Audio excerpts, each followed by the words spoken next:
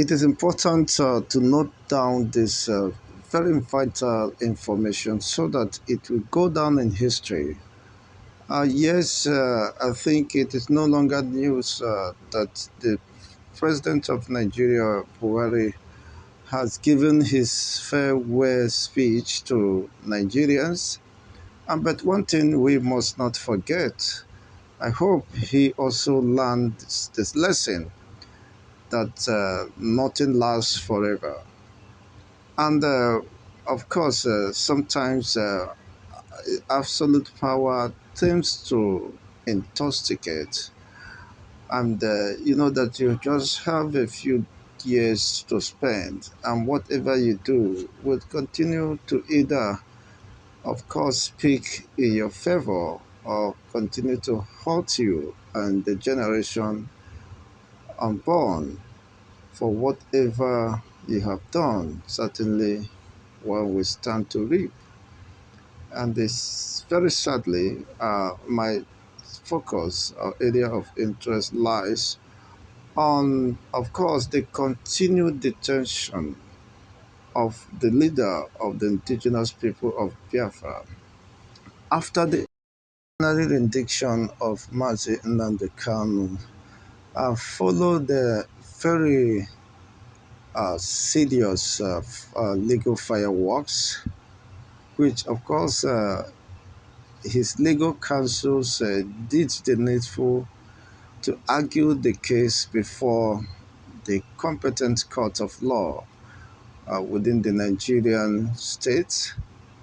And of course, in the course of time, a ruling was given uh, in several, of course, jurisprudence that affirms the innocency of the leader of the indigenous people of Biafra.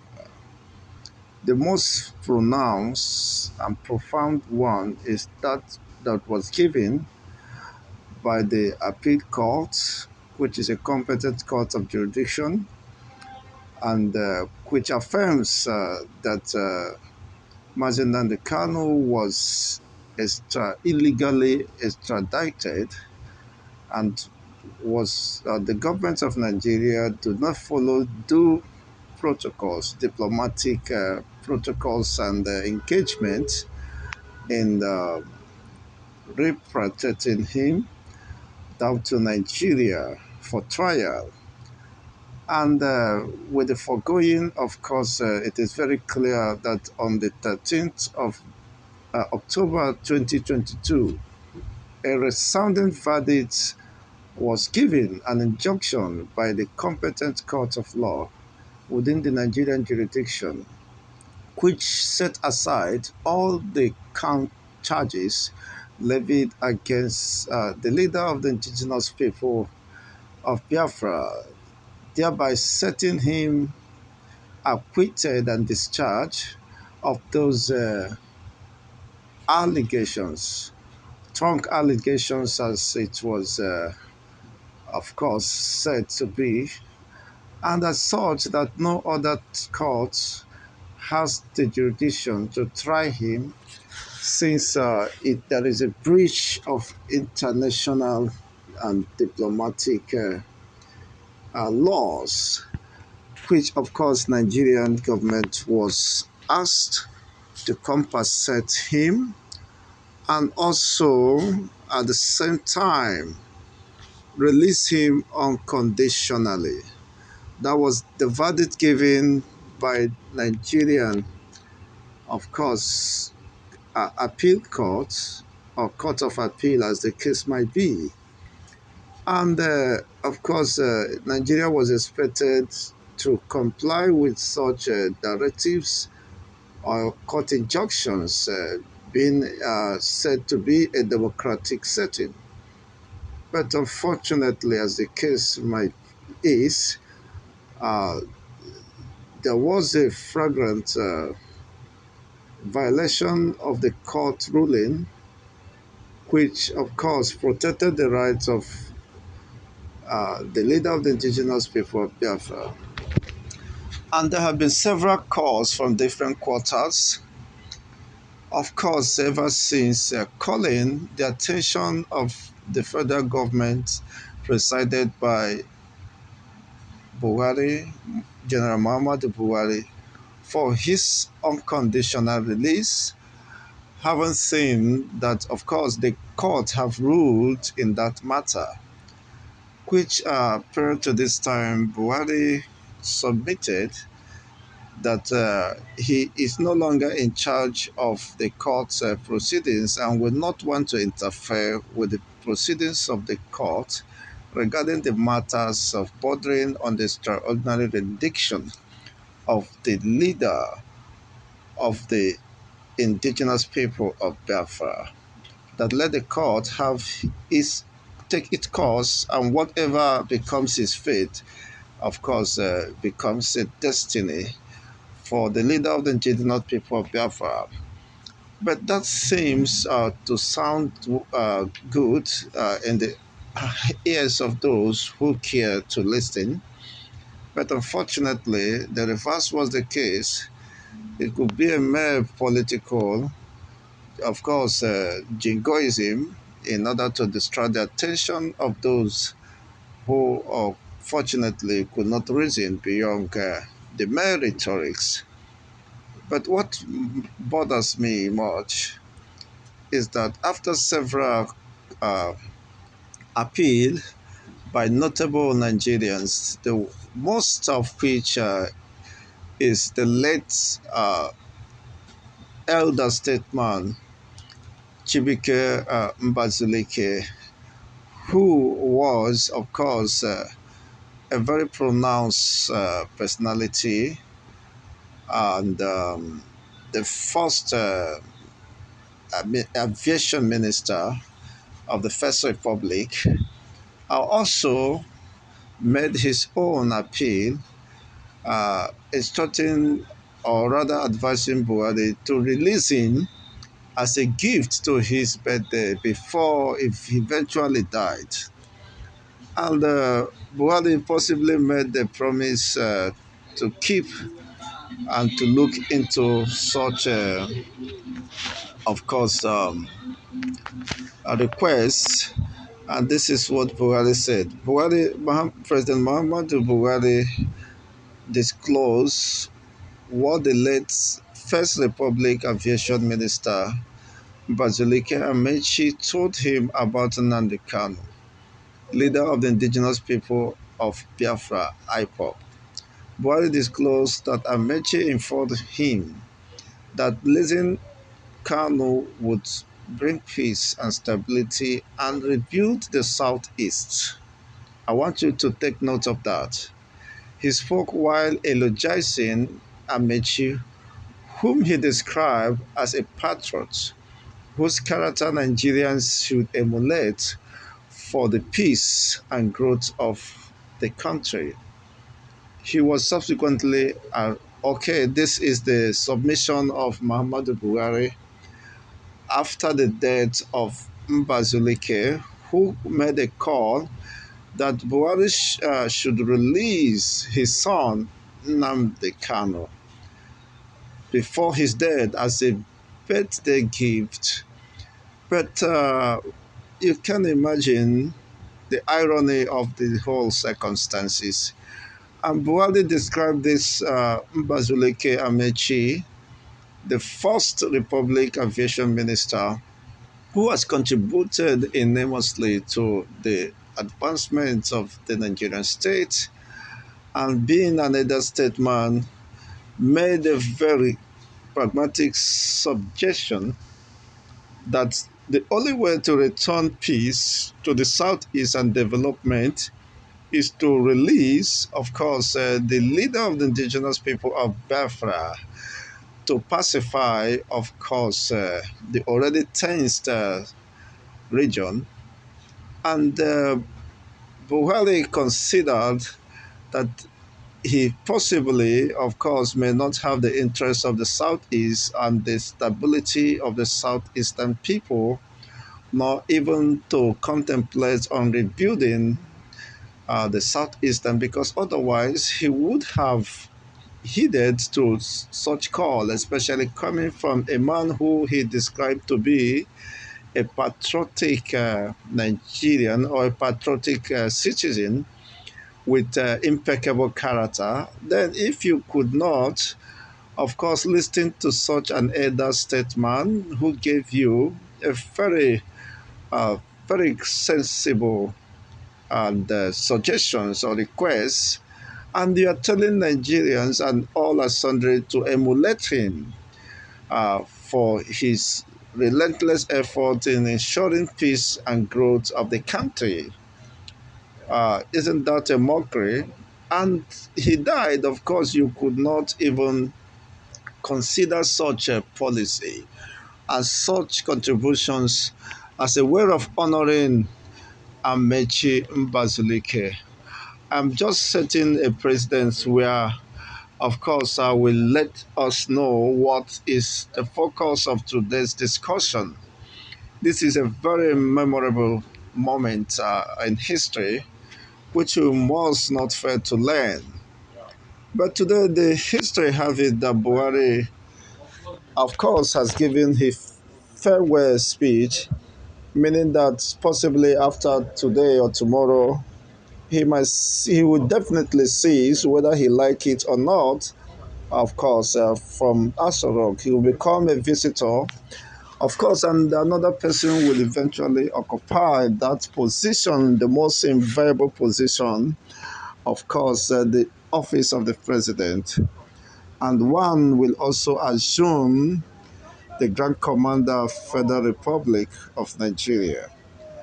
But I want to cite, of course, one prominent quote coming from a man called Sun Tzu.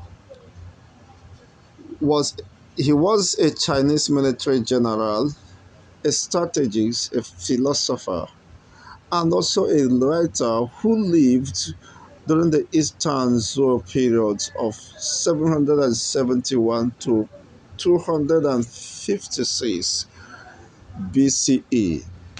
He made a very pragmatic submission, which I want to draw, of course, my own weight of knowledge from and establish my argument in regards to what we are discussing today.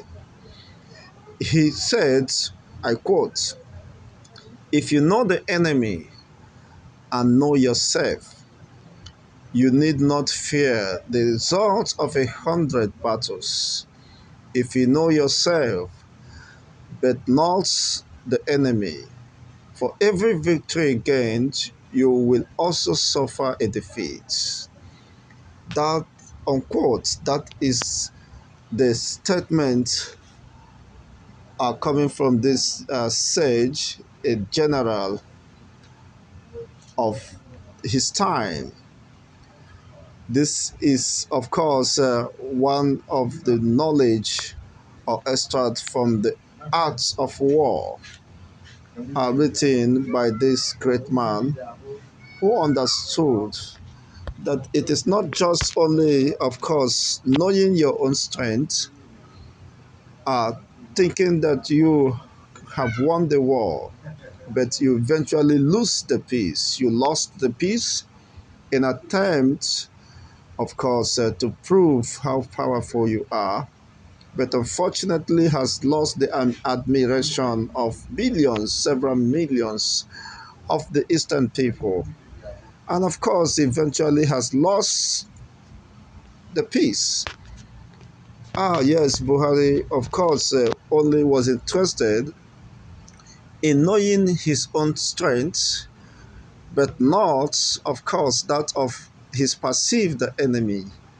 For every victory gained, you will also suffer a defeat. And that has become a very true story of the Nigerian state. Yes, of course, the extraordinary rendition of NNAMDI Kanu has caused so many, of course, instability, especially within the Eastern people. Many people were not happy with such a development and consider it to be a threat, an assault, not just to Mazin Nnamdi Kanu, but to generality of the Igbo race, and by, of course, extension, the eastern region, who possibly Mazin Nnamdi Kanu is defending their own cause, and of course, for the emancipation of the region, haven't suffered so many suppression and, of course, what I may call the unfortunate negligence or deliberate negligence by the federal government. The absence, of course, of the federal government is being felt within the region. These are one of the reasons that, of course, inform the relentless agitation from that region, that if we are not recognized to be part of the Nigerian project, then why not allow us to define our own existence and build our own nation, where, of course, we have a collective interest and our rights, of course, will be protected, where we can define and contribute to the, of course, progress of nation building. Coming back to the statement of Buhari, today Buhari is giving, of course, his farewell message, and yet have not contemplated, of course, the release of Mazin Nnamdi Kanu, who only is just a prisoner of conscience. By expressing, of course, his civic liberty, his fundamental right as enshrined in United Nations Charter or Treaty of Human Fundamental Rights of Persons and People, he was incarcerated but was vindicated, acquitted and discharged by the Nigerian court, yet illegally detained within the facilities of the DSS. Buhari is leaving office today, but Mazin Nnamdi Kanu is still detained. What's a sad story? But that is not to say that your strength is proven, because you don't know the strength of the perceived enemy. That this is not just, of course, a mere movement, as, of course, being observed by different quarters, that the struggle, agitation for the restoration of Biafran state is an ideology which have traversed several decades and has remained so strong despite, of course, the tortures, despite the intimidations and several attempts to clamp down on the people, and especially people who believe in that struggle, who believe that the only way of survival, the only way of recovering themselves and discovering themselves, rediscovering themselves, is to, of course, secede from the Nigerian project that unfortunately have not given them any hope to believe in that cause. But this is very important to note. What could Buhari think he has achieved, of course, by leaving office without releasing Mazin Nnamdi Kanu? We understood that, of course, not just the Attorney General of the Federation, Malami, Buhari, of course, has a stake in whatever transpired. The continued detention of Mazin Nnamdi Kanu could not be transferred to the next dispensation. Buhari should own responsibility of whatever happens to him Well, that is my own opinion. I think you might align with me or have a different position. Let me know what is your position regarding this very important argument, of course, via the comment section. And meanwhile, if you're a returning subscriber, thank you for the continued patronage. And if you have not subscribed to this channel, please kindly hit the subscription button, like the videos, and I will appreciate you for doing so. And that will also support, of course, our ministry, and we have a more wider view so that people can reason and, of course, have in-depth analysis of events as they continue to unfold. But this is the sad reality. Buhari is leaving office in less than 24 hours or so.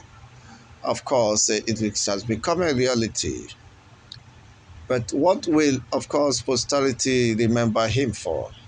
Unfortunately, he has attracted so much acrimony, uh, enmity, and, of course, the poor reputation or image, public image of an average Fulani is being seen in the light of Buhari's disposition or antecedents.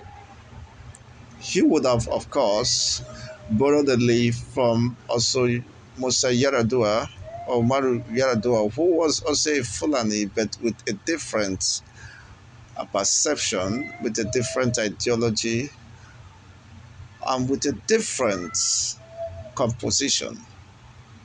But that is, by the way, the activities of the Fulanese has been so unimaginably brought so many destruction, damage to the Nigerian system, adding to the negative public reputation of an average Fulani man.